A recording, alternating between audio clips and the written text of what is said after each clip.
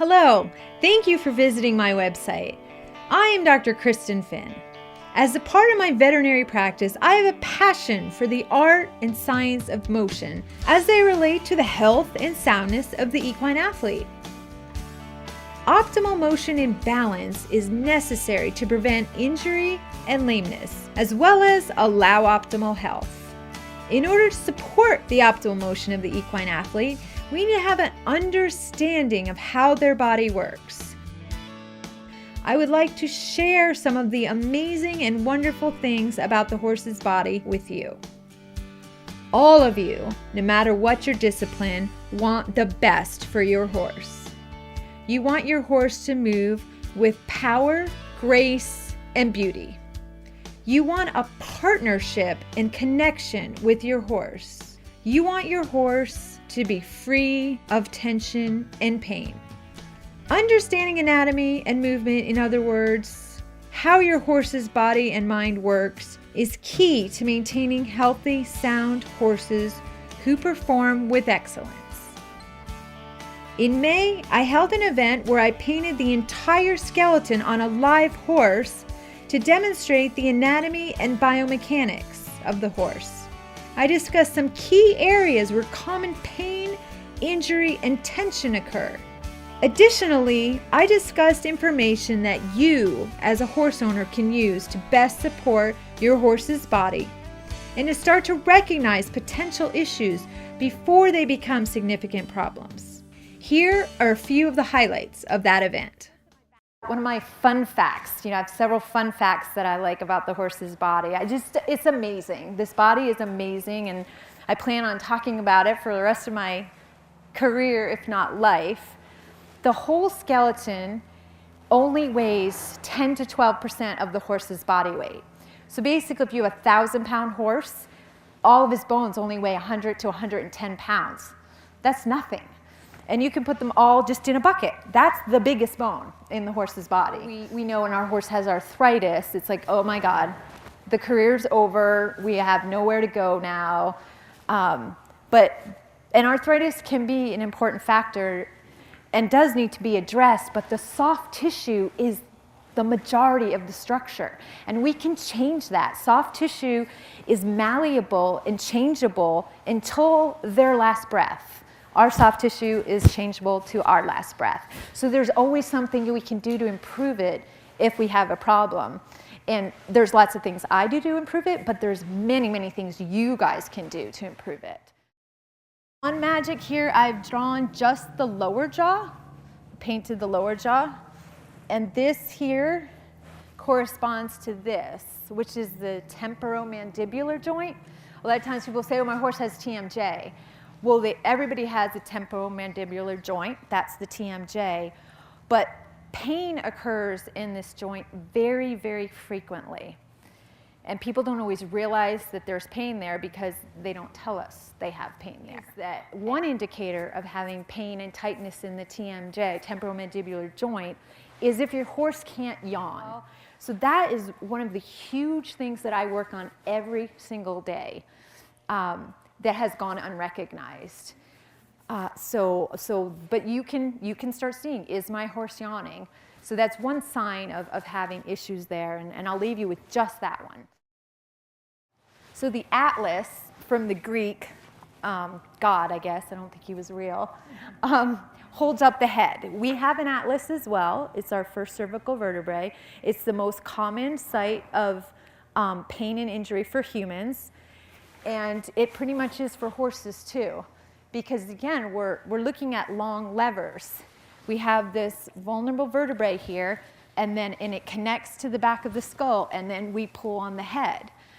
We want to have connection with the head, but pulling on the head has a lot of negative consequences for the horse. So can everyone see how the atlas fits together with the skull? And we're going to leave those on the table, and on our break after this little section, everybody can come up and get a closer look at these. So this is our shoulder joint. Their shoulder joint is totally different than ours because we're upright and they're on all fours. So it's a fun fact. So I put that on your fun fact list. is they don't have a clavicle to stabilize their rib cage.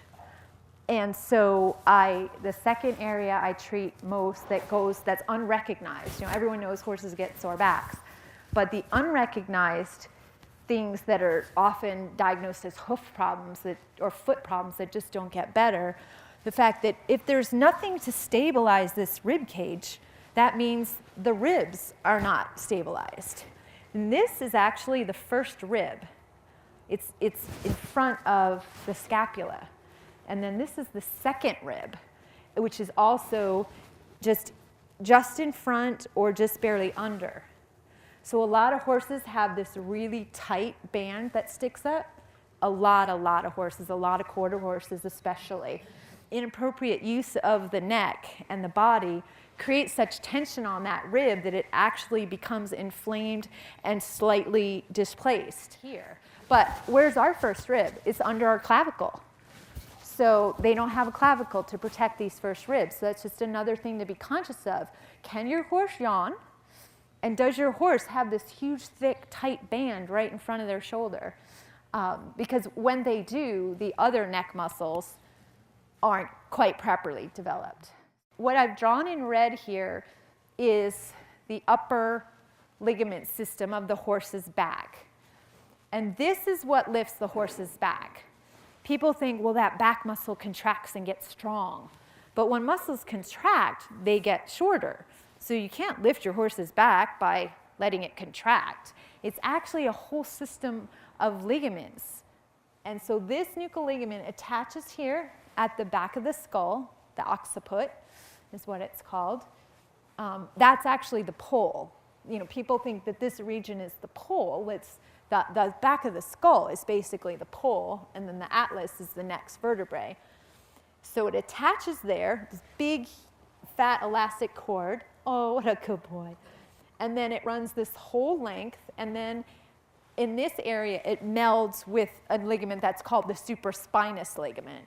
They basically are one continuous thing that is covering the vertebrae all the way down to the sacrum. They evolved not for us to ride. That's the extra gift from God. They evolved over 55 million years to graze, for their head to be on the ground without effort. You wouldn't want to be putting out effort and wasting calories and wasting energy all day long, every day, just to eat. So this system evolved to work passively to hold up this 400 to 500 pounds of guts, of heart and lung, and 100 feet of gastrointestinal tract is what they have, and all the ingesta and the fiber and the manure. That's a lot that's suspended from this spine. So it'd be like us carrying this giant bag around all the time. So Mother Nature created this structure that could carry all that without having to work hard, because that would be ridiculous. How would you survive if you used all your calories to carry your body around? Feeding on the ground. Some of you heard me say that we talked about their back evolved. I don't think I said that, right? We talked about they evolved to be eating down the ground, 17 to 19 hours eating on the ground, walking with their face down. So the two ways that you guys at home can help that is put flowers in your hay rack. No more hay in your hay racks. You go to the feed store, they tell you need a feed rack. You open a catalog, it tells you need a hay rack. And so I empathize with your hay rack situation, but just put flowers in it.